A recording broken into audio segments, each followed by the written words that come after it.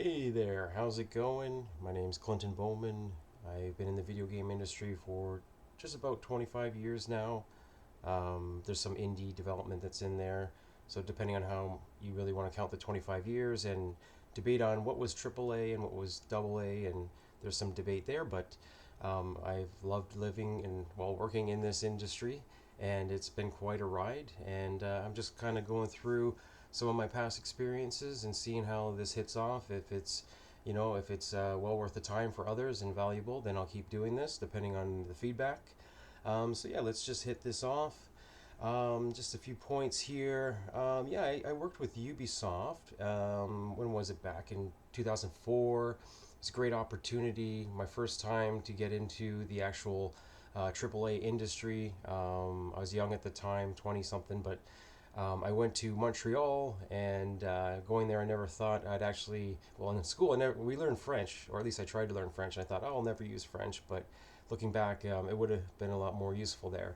But it was mostly, well, there was a lot of my computer was in French and French keyboard, but eventually I was able to swap it out for an English keyboard, which made things a lot easier, and I could translate documents. But then over time, that changed a lot more. It became more English, and later on, when I rejoined Ubisoft in Toronto to work on Watch Dogs Legion, it was all English, which made it a lot easier. Um, as you know, I'm not a linguist, as you can tell. But yeah, working in Ubisoft Montreal back then, it was fun, great, interesting times. I had a lot of inspiration, great mentors, some to the name of like Jonathan Morin. He even became on King Kong. Even was creative director on Watch Dogs. So yeah, he was great mentorship there.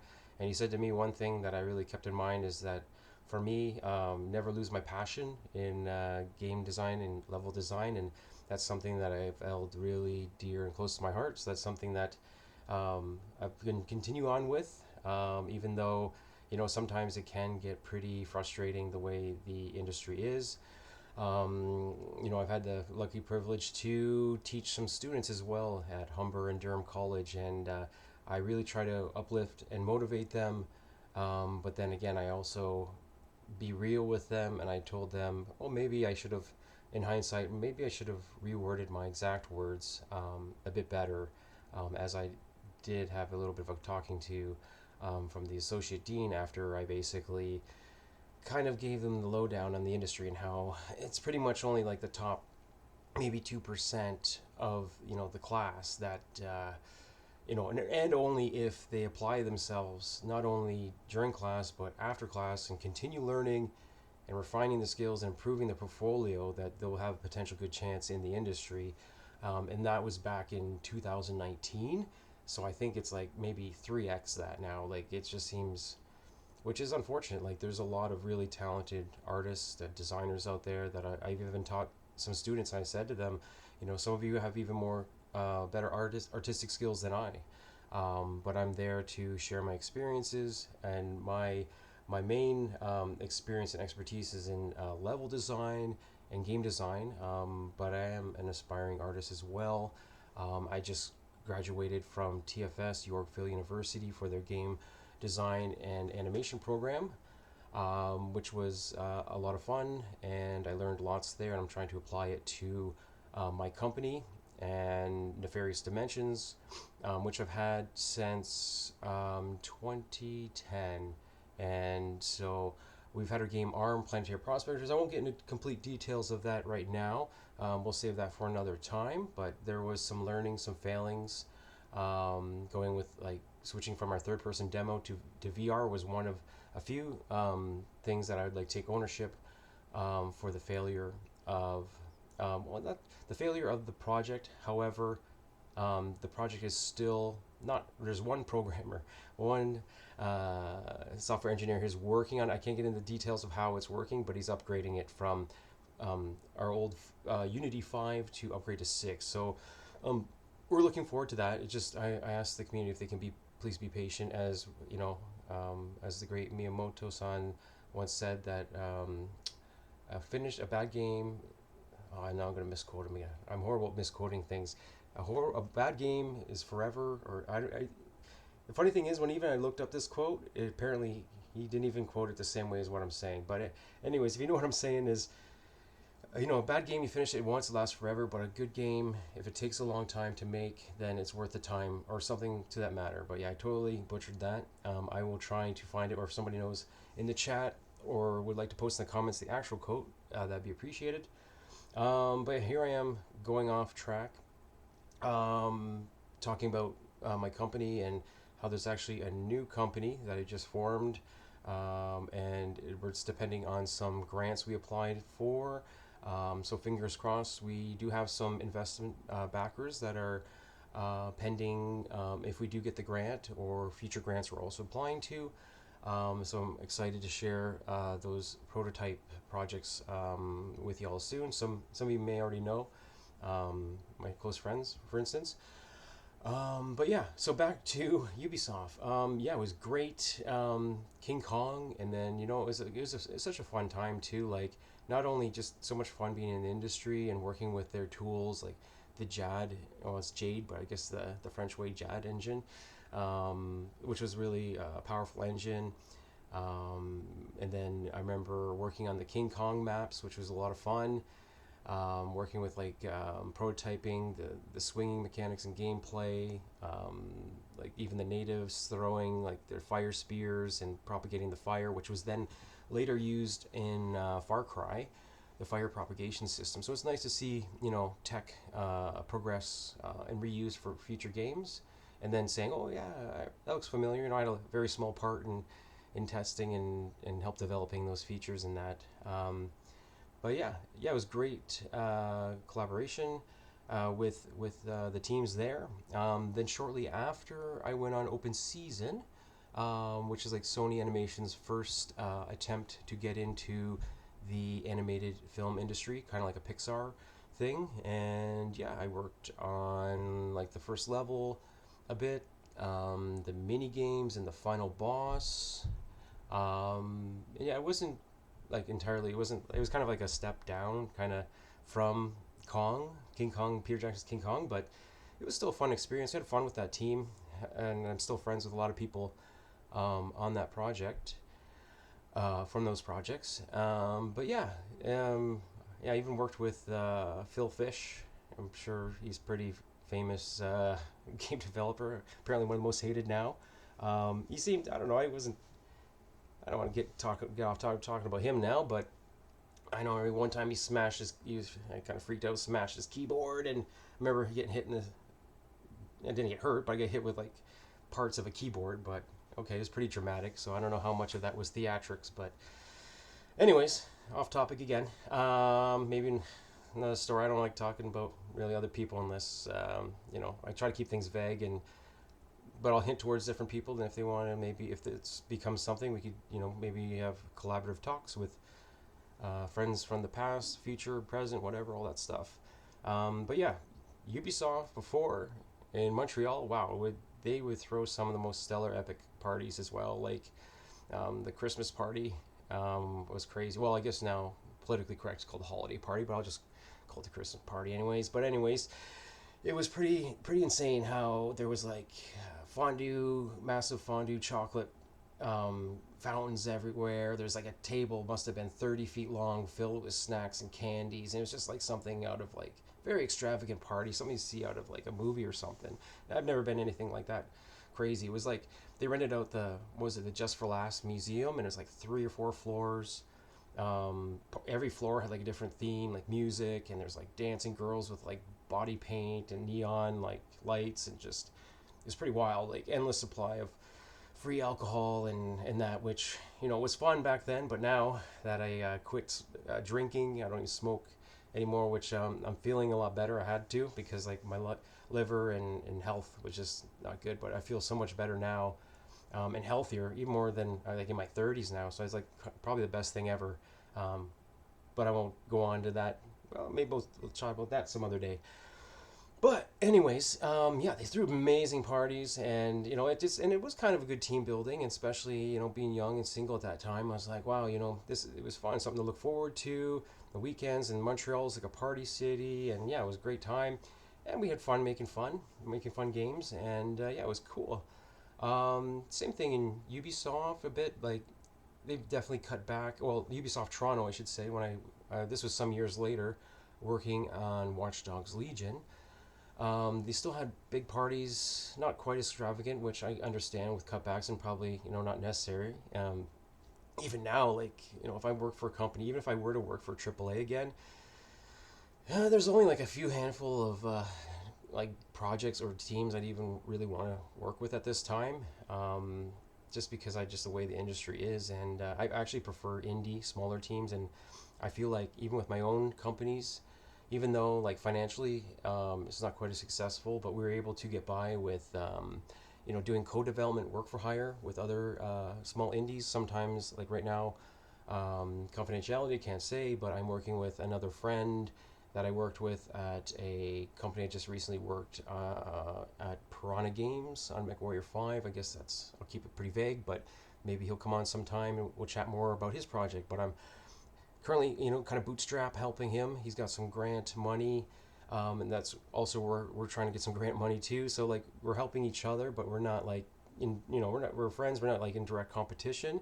And I see that with other indies as well. Like I see ourselves as like in these little life raft, these little boats, and we're kind of like in these uncharted. Well, some water's uncharted, but really choppy. Maybe there's a typhoon or tsunami coming, but we're trying to brace for impact and networking, connecting to other like-minded devs, and if it means sharing, pooling resources, like with my friend here at the new company, I suggested my programmer friend. Well, he's been at like major companies, Sony, Unity, Monolith. He helped build like the Crytek engine as like a TD, and he's been in the industry longer than me, like over 25 years, and yeah, he's a great coder, engineer. And so I said, hey, like, want to help out my other friend here, and like we're all networking and building towards this one project. But yeah, like even for my team, I should say, like it says like on my LinkedIn profile, I am hiring, which is true. But just to be transparent, I'm also looking for work for like very specific projects that I feel like not only that I want to work with, but I feel like I would be an asset to. Like even there's some games I may want to work on, but I feel like I might like the game, but my background and may not be qualified, just to be blunt about that. But yeah, I would like to extend that, out to make sure that we can, collaborate if there's anybody out there.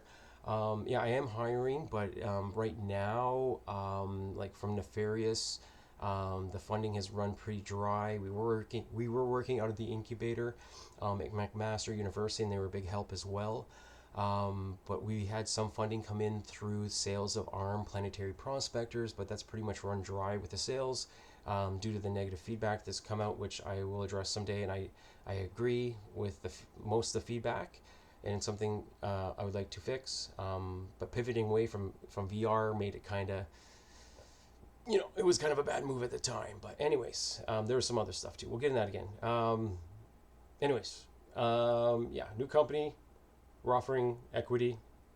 Sorry, I don't mean to divert there. It was just kind of like in the ether, kind of floating in my mind.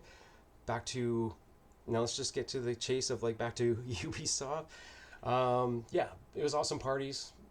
Ubisoft Toronto, working on Watch Dogs Legion. Oh, what a great time. It was like 3.5 years working there from the post production, working in the city of London, different neighborhoods, and writing up documents and prototyping like different systems and that, and then having the honor to work with the Living World team on the E3 demo on one of the I guess it's the core features, play as anyone, setting up, working closely with the AI behavior systems team and with the animation team, with like the art director and the art leads and the quite talented animation team. There was a lot of fun, and yeah, I'll get into that again sometime, more details, but let's focus on the current unfortunate state of Ubisoft and what I've been the writing's kind of been on the wall for a while now, but it's unfortunate that it seems like from what my experience, and this is just hearsay. This is not. I don't really know. Allegedly, I don't know. I feel like there may be big layoffs, mass layoffs. I'm probably not going too far out on a limb to say that, and it could be thousands. Well, you look at Ubisoft, like how many? I think they're one of the most. They were at one time one of the most employed people in the entire industry. I had some data here, but maybe I can find it. But yeah, I think there was like 22,000 people at one time. They may have reduced it a bit. Okay, yeah. So now it has dropped about 16. But I remember last time I checked, it was like 22. But in 2019, it was 18K. Now it's like at 16K. So it has dropped a bit.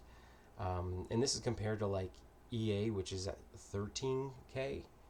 But yeah, in comparison, it's even like Activision's at 13K.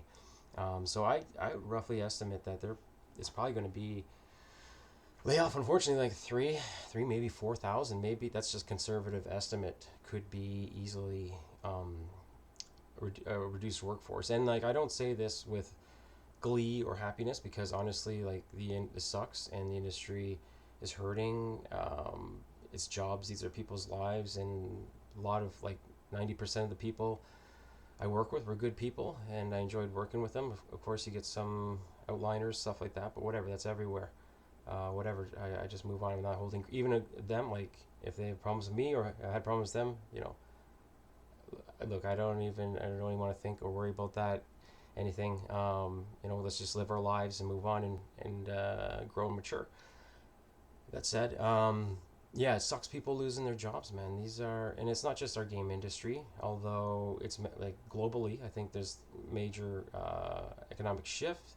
I think a lot of it had to maybe do with the COVID, but there's a lot of other factors as well. I won't get into politics. I really will try to avoid as best I can, because I would like to not be demonetized or in Canada lose my internet capabilities or be thrown in prison for making some words or something that the party doesn't agree or toe the party line hard enough, I guess. But I'll leave it there. So like it sucks if people lose their jobs, and even like for me, if I'm thinking selfishly, yeah, it sucks for me too, because if I'm looking for a job which is highly competitive right now, which I'm passively looking for the right opportunity. So another 4,000 people on an already overbloated workforce. What is that going to be like? It's just going to be even harder for me to put it like in perspective. But I'm not thinking about myself right now, because I am technically working, getting by, possibly teaching as well, another teaching gig, which I really enjoy, teaching and sharing with the next generation, and trying to prepare them as best they can and not have expectations, just thinking that maybe can half-ass it or just kind of coast through and maybe get in the industry and get lucky, because like there's no way. You gotta like pour almost everything into it and keep refining your skills. Yeah, so just looking at the time here now. Okay, I was supposed to be a lot shorter than this. I end up rambling. I don't know, maybe I'll edit this someday or take some more feedback from the audience, if there is even an audience. Who knows? I might be just talking to myself here. But yeah, I was looking at some numbers and stuff as well. If you want to quickly go over, I was just looking at like the stock of Ubisoft since like 2004. I can just kind of pull this on the screen a bit. I just kind of use some numbers because that's when I was working. Not that has have anything to do with what the stock has been doing from the time I was there and the times I wasn't. For instance, I was there. When was I there? I was there before 2004. This is when Kong came out. So 2004, 2005, King Kong kind of went up a bit. I guess after I left, he's gone. Let's go up. And then went back down. But then I joined back in 2016, right around here, for Watch Dogs Legion, and I left in about mid-2009. So yeah, on the up and ups. Went up a bit, dip, and then went up 2021 to a max. Like, wow. I think I sold some of my stock somewhere right around here, which was good. But yeah, it would have been nice to. I know I didn't sell at that, which would have been nice. But I don't have no crystal ball. Can't really predict those things. And then there's that sharp decline, which I wonder what was the exact fall on 2021. Oh, Skull and Bones apparently, but the spike at 21 was apparently due to Valhalla AC, which I could see that, and a lot of bookings. And then what happened? What happened? And then they lost a bit on Mirage with. I guess they cut 2K jobs there, almost 2,000 with the Mirage whiff. Okay, wasn't even aware about that. And Outlaws bombed, and I guess there's the whole Tencent stake drama, which I kind of saw that coming. Like seeing now that Tencent has bailed them out, and I think Tencent knows what they're doing, and now that they have their own subsidy controlling all the most powerful or best IPs in the company, it's kind of telling what's going to happen here. Like, I'm being very conservative with the layoffs of what I mentioned, so who knows? It could completely be cut. Like, who knows what's going to happen now? I don't mean to alarm anybody, but it's better. I don't know. I'd rather be pessimistic and be prepared than optimistically overly confident and just and then think, oh yeah, things are great, but no, it's not great. And I think it's a time to heal and time to come together, and maybe there's alternate plans too that we could work things out, and but it's for debate discussion. But yeah, earnings, yeah, so now 2025 negative 52%. Ouch. Yeah, so that's what brought us to today. Earnings halt. Siege glitch 2.4 axe. Is this true? Did they already axe 2.4 recently, or is this like since this announcement of the earnings halt? I don't know. Apparently by this, I'm just seeing if there's any more information. Huh. Yeah, it's not. It makes me a bit uneasy. Like, and nothing but love for Ubisoft. I'd totally work for them for a third time. Maybe not now. After maybe who knows? They can get pretty. Depending on what you say too. I could probably be like blacklisted or something now. Depending even just posting something. I think when I post on my after I left the company, I think I posted something on my LinkedIn like, oh, I worked on the Play as Anyone feature. Like I didn't even like it was public knowledge that Play as Anyone was a feature. So I thought there's nothing wrong with this. I worked on the Play as Anyone feature, and the E3 demo was like, this is all after post E3 demo, which was like 65 award nominations, so like people knew about it. But then HR is like, oh, you better take that down real quick and stuff like that. Okay, yeah, I'll take it down real quick. No legal action, I guess, but if I kept it up or fought it, there could have been some legal action, but I don't even see that. Like I wasn't leaking, but I was like, okay, I'll take it down. But yeah, lessons learned with like HR in any company. Don't be tricked in thinking that you can go to them and your friends and stuff like that. HR is not your friend.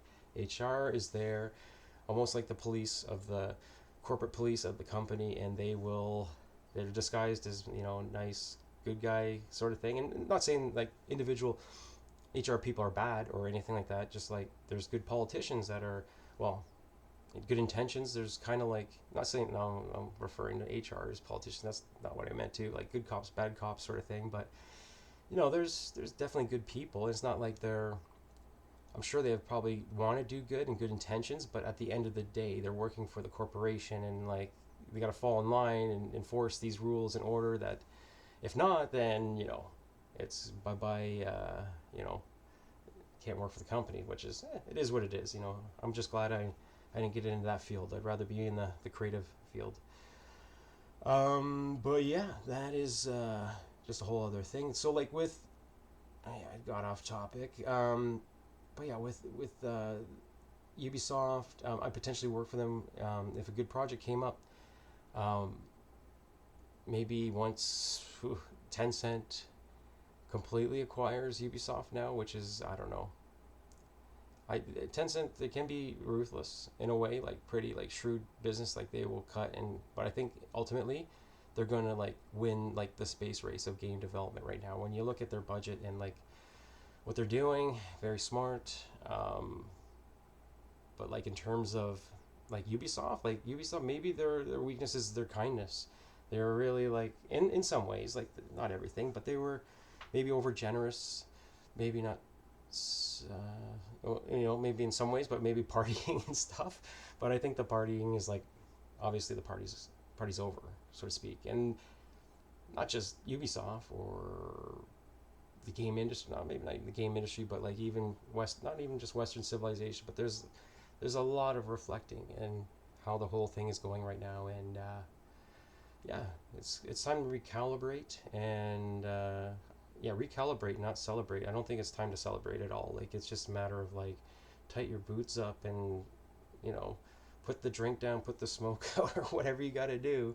You know, if you want to like sell or survive, like in survival mode, there's major changes, whether it be even just stop drinking and smoking can be health beneficial, but also financially and other reasons too. Not to, I'm not trying to preach to people telling them to give up smoking, drinking, because I'm not one to be preaching or judging or telling people about what they can or cannot do, but whatever.